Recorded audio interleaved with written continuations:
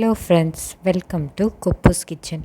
இன்றைக்கி வீடியோவில் நம்ம என்ன ரெசிபி பார்க்க போகிறோம்னா ஈவினிங் ஸ்நாக்ஸ் ரெசிபி தான். பூவாழை பொட்டு. இது இன்ஸ்டாகிராமில் இப்போ ரொம்ப ட்ரெண்டிங்காக இருக்குது. சரி, நாமளும் செஞ்சு பார்ப்போன்றதுக்காக தான் இன்றைக்கி செஞ்சு பார்த்தேன். ரொம்ப சூப்பராக வந்தது. இந்த ரெசிபி எப்படி செய்யுதுன்னு பார்க்குறதுக்கு முன்னாடி இது வரைக்கும் நீங்கள் நம்ம சேனலை சப்ஸ்கிரைப் பண்ணாமல் இருந்தீங்கன்னா மறக்காமல் சேனலை சப்ஸ்கிரைப் பண்ணுங்கள், லைக் பண்ணுங்கள், ஷேர் பண்ணுங்கள், கமெண்ட்ஸ் பண்ணுங்கள். மறக்காமல் பெல் நோட்டிஃபிகேஷனை கிளிக் பண்ணுங்கள். அப்போ தான் நம்ம அப்லோட் பண்ணுற வீடியோஸ் வந்து உங்களுக்கு உடனுக்குடன் வந்து சேரும். வாங்க கிச்சனுக்குள்ளே போகலாம். இப்போது இந்த ரெசிப்பியில் ஃபஸ்ட்டு நம்ம வந்து ரவை தான் வந்து வறுத்து எடுத்துக்கணும். கேஸ் ஸ்டவ் ஆன் பண்ணிவிட்டு கடாய் வச்சுட்டேன். கடாய் நல்லா சூடாகட்டும். சூடான பிறகு 2 டேபிள் ஸ்பூன் அளவு வந்து நெய் சேர்த்துக்கலாம். நெய் நல்லா உருகட்டும். ஸோ மீடியம் ஃப்ளேம்லேயே வச்சு செய்யுங்க இந்த ரெசிபி த்ரூ அவுட்டாக. இப்போ நெய் நல்லா வந்து உருகி வந்துருச்சு. 1 கப் அளவு வந்து வறுத்த ரவை தான் வந்து எடுத்திருந்தேன். வறுத்த ரவையோ இல்லை வறுக்காத ரவையோ நெய்யில் ஒரு முறை நம்ம வந்து வறுத்து எடுத்துட்டோம்னா ரெசிபி சூப்பராக வரும். ஸோ இப்போ நம்ம வந்து ரவையை வந்து வறுத்து எடுத்துக்கலாம். மீடியம் ஃப்ளேம்லேயே வச்சு ரவையை நல்லா வந்து ரோஸ்ட் பண்ணி எடுக்கணும். ஈவனாக நல்லா வந்து ரோஸ்ட் ஆகணும். இது வறுக்கிறப்பவே நல்லா வாசம் வரும். கைவிடாமல் இந்த மாதிரி நல்லா ரவையை வந்து வறுத்து விட்டுட்டே இருக்கணும். ஒரு 4 நிமிஷம் இந்த ரவையை வந்து வறுத்து எடுத்தால் போதும். அதுக்கு மேலே வறுப்படணும்னு அவசியப்படாது. இப்போ ரவையும் நல்லா வந்து வறுப்பட்டு வந்துருச்சு. இந்த டைம் வந்து கேஸ் ஸ்டவ் ஆஃப் பண்ணிடலாம். இப்போ ஒரு மிக்சிங் பவுல் எடுத்துக்கலாம். நம்ம பழுத்த வாழைப்பழத்தை வந்து எடுத்துக்கலாம். நீங்கள் பச்சை வாழைப்பழமோ இல்லை மஞ்சள் வாழைப்பழமோ எந்த வாழைப்பழம் உங்ககிட்ட இருக்கோ அதை யூஸ் பண்ணிக்கோங்க. நான் பழம் பார்த்திங்கன்னா நல்லா பழுத்த பழமாக எடுத்துக்கிட்டிங்கன்னா ரெசிபி சூப்பராக வரும். இப்போ வந்து ஒரு வாழைப்பழம் தான் நான் எடுத்துக்கிட்டேன். பிகாஸ் நான் 1 கப் அளவு தான் வந்து ரவை எடுத்ததுனால ஒரு வாழைப்பழம் வந்து எடுத்துக்கிட்டேன். உங்கள்கிட்ட சின்ன வாழைப்பழம் இருந்ததுன்னா நீங்கள் 2 சேர்த்துக்கோங்க. இப்போ இந்த வாழைப்பழத்தை நல்லா வந்து நசுக்கி எடுக்கணும். இந்த ஃபோர்க் வச்சு நல்லா குத்தி எடுக்கலாம். நல்லா ஈவனாக ஸ்மாஷ் பண்ணி எடுக்கணும். இப்போ நல்லா வந்து மசிச்சு விட்டாச்சு வாழைப்பழம் பார்த்திங்கன்னா. இப்போ நல்லா மசிச்சாச்சு. அடுத்து நம்ம வறுத்து வச்சுருந்த ரவையை வந்து சேர்த்துக்கலாம்.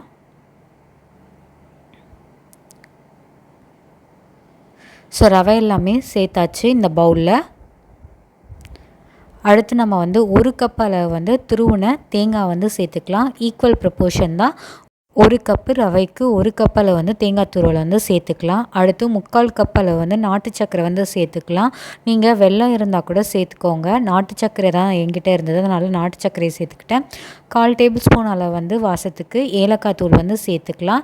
இதெல்லாம் சேர்த்துட்டு நல்லா வந்து ஒரு முறை வந்து ஸ்பூன்லேயே நல்லா மிக்ஸ் பண்ணி விட்டுக்கலாம். இது ரொம்ப நல்லா ஈவனாக மிக்ஸ் ஆகாது. பெட்டர் நமக்கு வந்து கையில் வந்து நல்லா மிக்ஸ் பண்ணி எடுத்துக்கலாம்.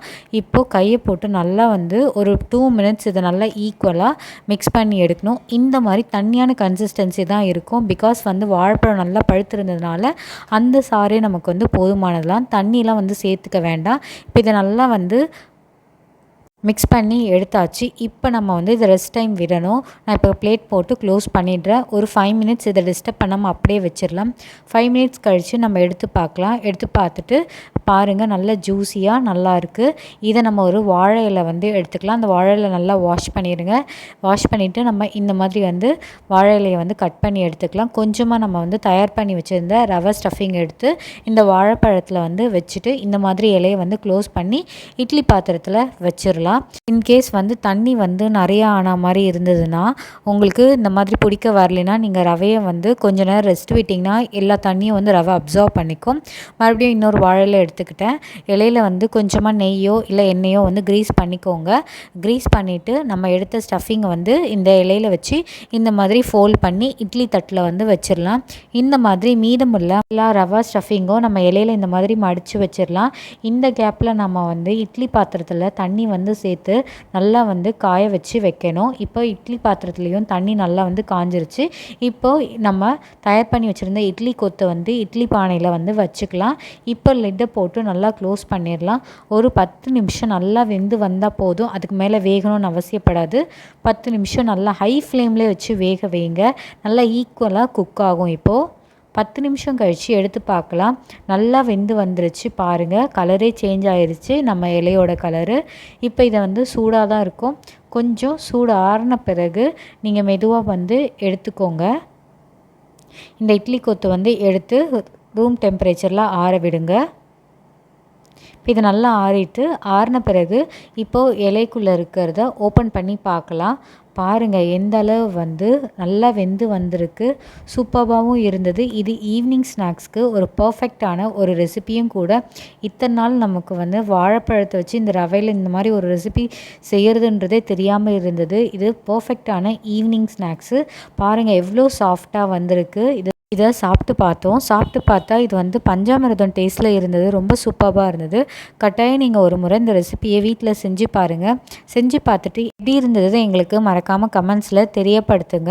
இந்த ரெசிபி உங்களுக்கு பிடிச்சிருந்தால் மறக்காமல் சேனலை சப்ஸ்கிரைப் பண்ணிவிட்டு சப்போர்ட் பண்ணுங்கள்.